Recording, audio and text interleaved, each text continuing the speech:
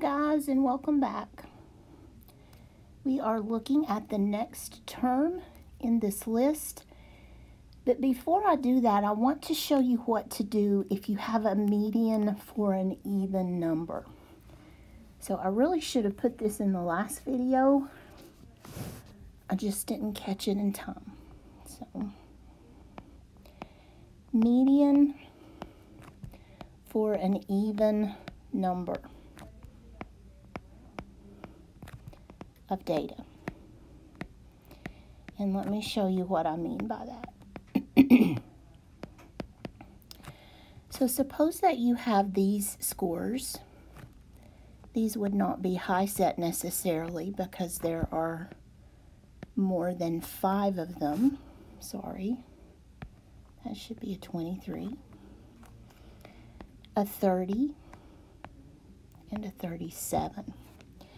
So if we count these data, you can see that I have 6 of them.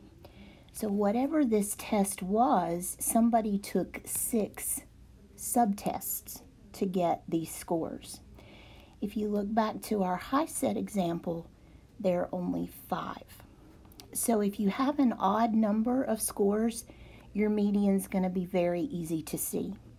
If you have an even number of scores, it's a little bit harder. But the first thing you do is put them in order. That's still very important. And you can see that the middle would be right in there.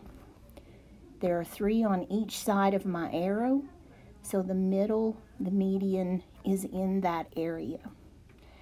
So let's focus right here just a minute to find our median. We need to say 19 plus 23 is 42. And 42 divided by 2 is 21.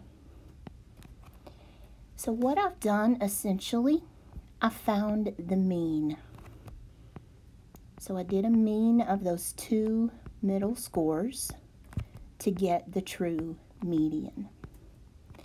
And the median in this set of numbers is the 21. So you see that it is in that range. It would make sense that 21 is sitting right in there. And that is the median for that set of data. The median for this one was 10.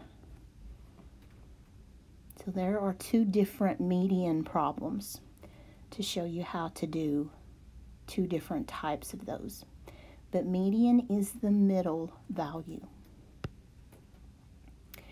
Okay, mode. There is one more term that begins with M, and that is M-O-D-E. Mode is the value or values. You can have more than one mode, or you can have no mode. The value that occurs most often.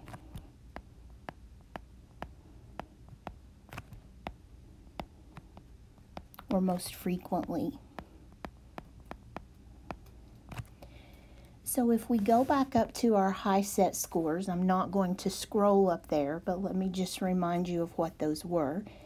We had an 8 in writing, an 8 in social studies, a 10 in math, a 13 in reading, and 15 in science.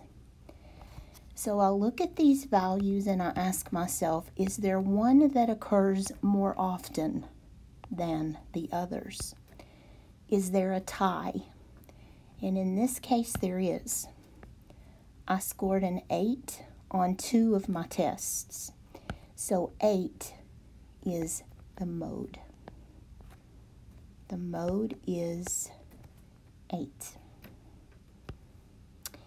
And this is very important. If there is no mode, write none. You would not want to put 0 because that makes it look like you scored a 0 on some tests. So if there is no mode, you just write none. Okay, there's one more thing that I need to tell you, and that is how to find a range.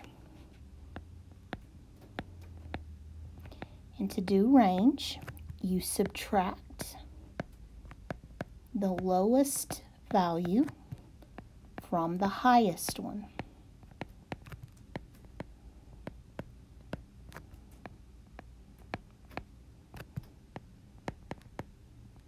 And I'm just going to stick with our high set scores. The 8, the 8, the 10, the 13, and the 15. And I'm going to use commas to separate those. So I'll look at this, and to find the range, I need to know the highest score and the lowest. So the highest is 15, the lowest is 8. So the range is 15, subtract 8, which is 7. So the range is 7.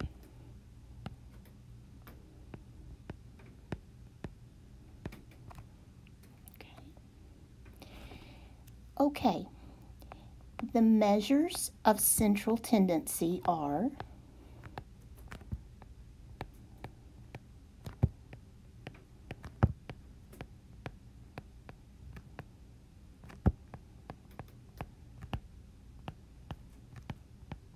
if you go on to college, you'll probably hear that term, measures of central tendency.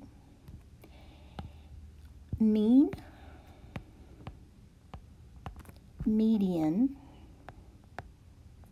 and mode. Those are the true measures of central tendency.